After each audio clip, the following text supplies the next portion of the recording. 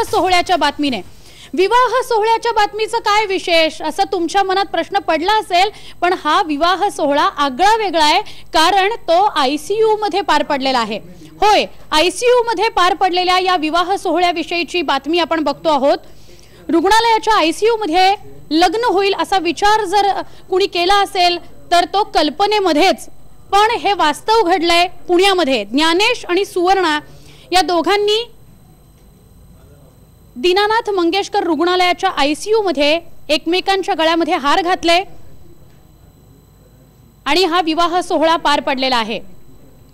या लग्नाचे साक्षीदार ठरलेले आहेत डॉक्टर, नर्स, या हॉस्पिटलचे सगळे कर्मचारी। आणि हा लग्न सोहळा बघताना अनेकांचे डोळे पाणावलेले होते।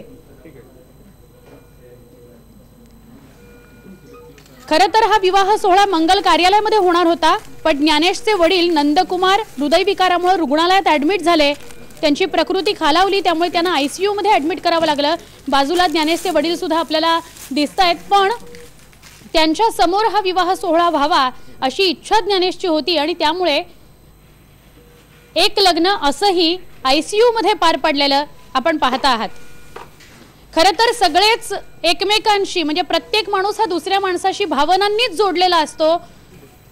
रक्ताचं नातं तर असतंच, पण या भावनाच अशा अनेक गोष्टी आपल्या हातून घडवतं। या भावनांनी जोडलं ठेवलेलं असतं आपल्याला, आणि म्हणून वडिलांच्या समोर त्यांच्या डोळ्या देखत हा लग्न सोहळा व्हावा अशी इच्छा पूर्ण करण्याकरता ज्ञानेशने शुभमंगल कार्यालयामध्ये नव्हे तर ICUच्या वडिलांच्या समोर हा लग्न सोहळा पार पाडला।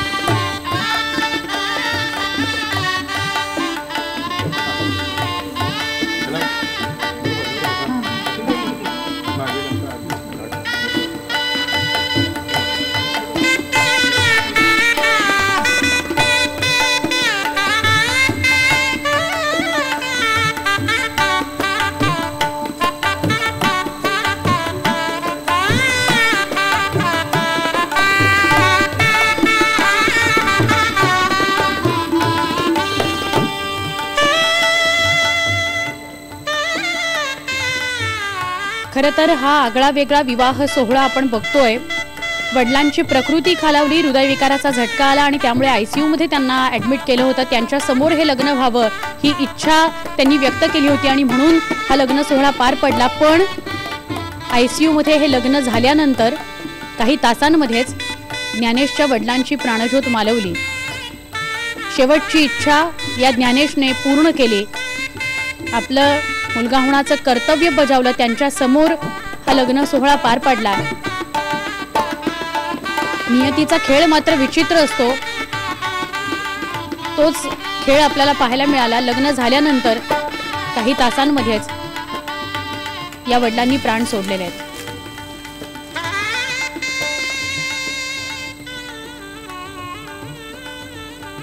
ICU मध्ये वडील ऍडमिट होते, म्हणून ज्ञानेश आणि सुवर्णानी ICU मध्ये लग्न केलेलं आहे। हा लग्न सोहळा आपण पाहता आहात। एक असंही लग्न ICU मध्ये पार पडलेलं, वडिलांची शेवटची इच्छा पूर्ण केली या ज्ञानेशने। सगळे हॉस्पिटल मधले कर्मचारी, डॉक्टर्स, नर्स हे सगळे या लग्न सोहळ्यामध्ये सहभागी झालेले पाहायला मिळतात। आम्हाला खूप कठीण होता प्रसंग, पण ते आज आमच्यात आहेत। ही गोष्ट खूप आम्हाला खूप लाखमोलाची होती। म्हणजे आज लग्न झाल्यानंतर त्यांच्या पाया पडता येणं दोघांसाठी म्हणजे माझ्यासाठी खूप इमोशनल गोष्ट होती ती त्यावेळेला। म्हणजे ती गोष्ट ह्या सगळ्यांमुळे मी शक्य करू शकलो। डॉक्टर, स्टाफ, मॅनेजमेंट मला त्याचं एक आज एका डोळ्यात मला आसू असले तर दुसरं एक समाधान आहे.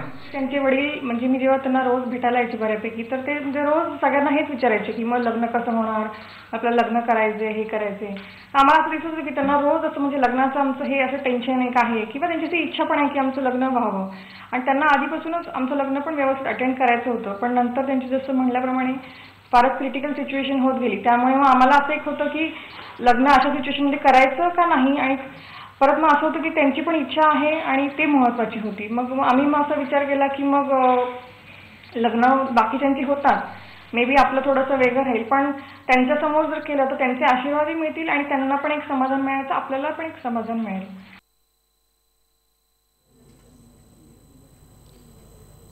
असाही एक विवाह सोहळा ICU मध्ये पार पडलेला. वडिलांची इच्छा, त्यांच्या समोर जर लग्न झालं तर त्यांचे आशीर्वाद मिळतील, हे दाम्पत्य जे आहे त्यांच्या मनातले भाव, यामुळे हा विवाह सोहळा ICU मध्ये पार पडला.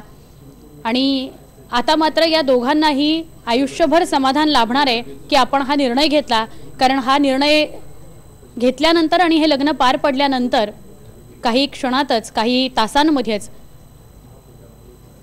वडिलांची प्राणज्योत मालवलेली आहे.